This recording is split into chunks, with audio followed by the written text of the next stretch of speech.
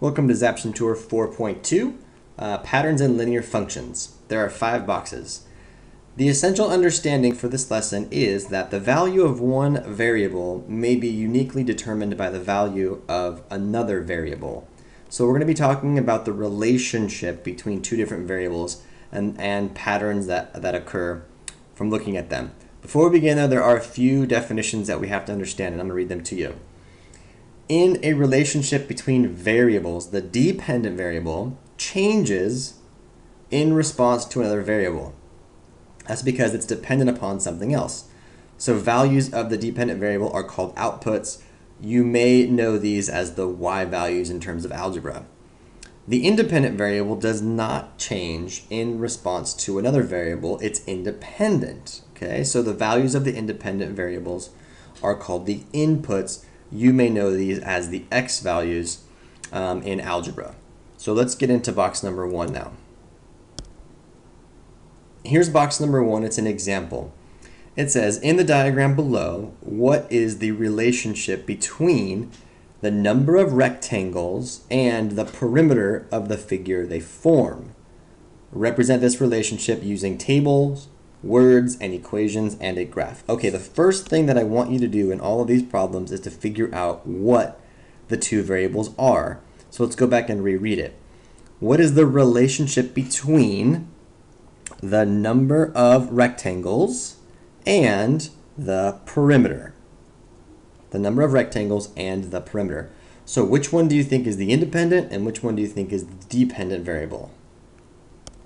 The perimeter depends on the number of rectangles. So the perimeter is going to be our y's. This is going to be our y's. And the number of rectangles is going to be our x's. So these are going to be our inputs, our x's, and these are going to be our outputs, the y's. Now remember, x stands for the number of rectangles, and y stands for the perimeter. Okay, so let's take a look at the pattern here, right? One rectangle gives us a certain perimeter. Two rectangles give us a certain perimeter, and so on. But let's refresh our brains here about how do we calculate the perimeter of a rectangle, okay? This is the length of a rectangle, this is the width of a rectangle. But there's also the width on the top, and there's also the length over here. So the perimeter of a rectangle is equal to 2 times the length plus 2 times the width. 2 times the length plus 2 times the width. Okay, so keep that in mind as we move along here. So let's take a look at a table here, all right? Table says this, number of rectangles. If there is one rectangle, then we have a grand total of 14 for the perimeter. And how did they come up with that? Well, they did 2 times 1, where 1 represents the width, plus 2 times 6, where 6 represents the length. Okay, what about if there was 2 rectangles? Notice here's the picture for 2 rectangles here. If there are 2 rectangles, then the perimeter is going to be 2 times 2, and this 2 stands for each one of these here, and then the other 2 down here. That's why there's a 2 up in front. So 2 times 2 plus 2 times 6, so we get a grand total of 16. 3 rectangles gives us a perimeter of 18. 4 rectangles give us a perimeter of 20. So there is a table that we can relate the inputs, which are x, to the outputs of the perimeter. That's a table that we can figure out. Okay, then it also wants us to, in words, figure this out. Okay, well, the perimeter was the y value, and the x value is the number of rectangles that we have. So the relationship between x and y is given by this, 2x plus 2 times 6. So for any given x, and remember x is the number of rectangles, to determine the perimeter y, you have to multiply the number of rectangles by 2 and then add 12. The 12 comes from 2 times 6. The reason they come up with this formula is because they took a look at what was changing and what was staying the same, right? The 1, the 2, the 3, and the 4, those were all changing because they kept adding widths on for each picture that you saw. But the length, 6, always remained constant. There was always a 6 on the left, and there was always a 6 on the right. So you always had 2 times the 6. There's a 6 there, and there's a 6 there. So the relationship is 2x plus 2 times 6. Now what about a graph, okay, or an equation? The equation that we have is the perimeter y is equal to 2x plus 12. So the equation that we could write down would simply be y is equal to 2x plus 12, where x is the number of rectangles and y is the perimeter. And then finally, it says a graph. So taking a look at this graph here, x is going to be the independent variable, which represents number of rectangles. Y is going to be the dependent variable. And we plot the points. Notice we have 1, 15, or I think it was 14. If we look back at this table here, we have the point 1, 14, we have the point 2, 16, 3, 18, and 4, 20. So when we graph these points, this is the graph that we would see. Kind of a long box, but lots of parts to it. Box number 2 is another example of a similar type of a problem. It says here, what is the relationship between the number of triangles and the perimeter of the figures that they form? Represent this relationship using a table and an equation. Okay, so before we begin, try and figure out what are the two variables that we're going to have. Hopefully you figured out and saw that the two variables are going to be number of triangles and perimeter. So now that we know what our two variables are, go ahead and try and answer which one is going to be the dependent and which one's going to be the independent. Ask yourself, does the number of triangles depend on the perimeter, or does the perimeter depend on the number of triangles? Which one is the independent and which one is the dependent? Hopefully you figured out what I figured out. The number of triangles is going to be our independent. Those are going to be our x's, okay? Number of triangles is independent. The perimeter is going to be our y because the perimeter depends on the number of triangles that we have. Okay, now that we have that, let's take a look at the picture and then move up just a little bit here. All right. Looks like one triangle and we have a perimeter. So I'm going to go ahead and make a table, and I'm going to make the table as such. I'm going to say the number of triangles, and that's going to be our x value, versus the perimeter, which is going to be our y value. So here we go. The number of triangles is one triangle, and the perimeter is 2 times 3 plus 1 times 4. So let me tell you where all these things come from. Why do I have a 2 times 3 here? Because there are 2 3's. Why do I have a 1 4? Because there is only 1 4. And I'm noticing that this one is going to match that one as we move along. Let me shrink this down just a little bit so you can see. Okay, let's keep going. What if I have two triangles? In this picture, notice I still have 2 3's, I have that one, and I have 2 4's. So the way that I could write that would be this: 2 times 3 plus 2 times 4. Let's do another one. The third picture. Okay, notice that I have 2 3's, but I have 3 4's. So let me write that down. That would be 2 times 3 plus 3 times 4.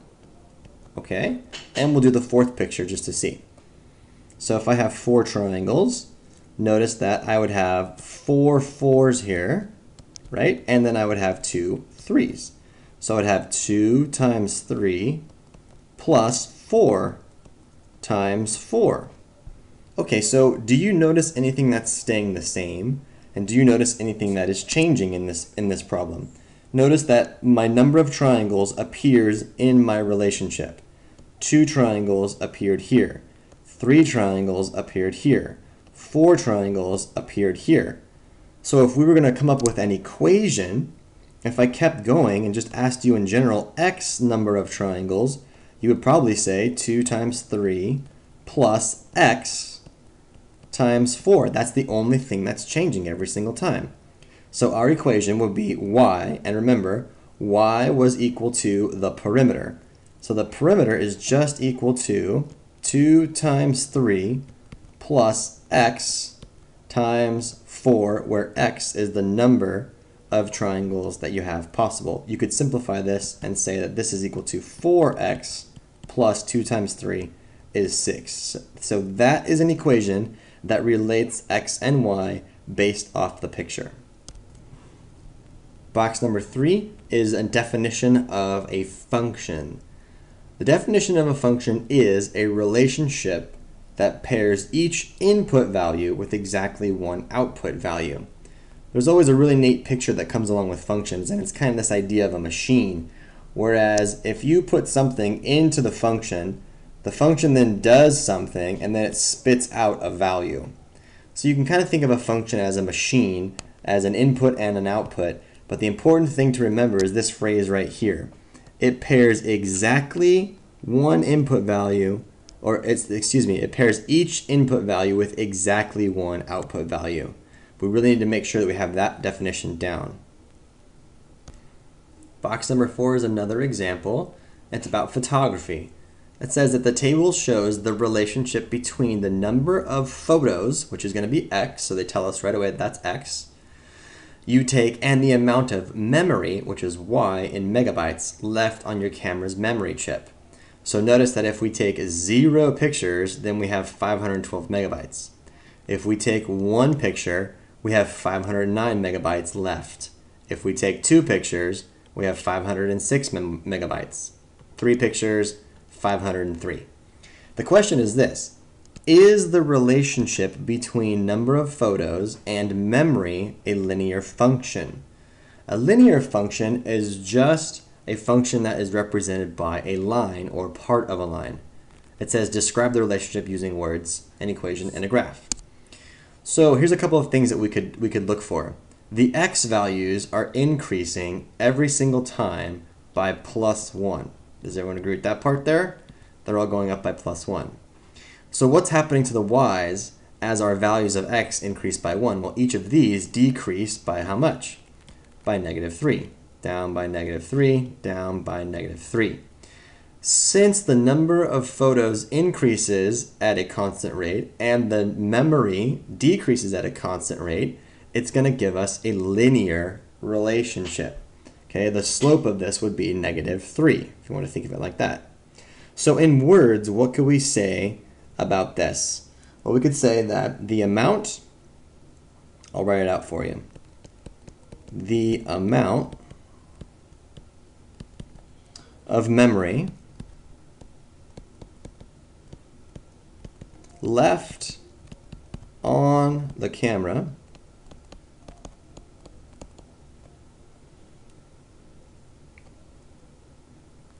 actually left on the memory chip, I should say, left on the chip is 512. That should say 512 minus 3 times the number of photos.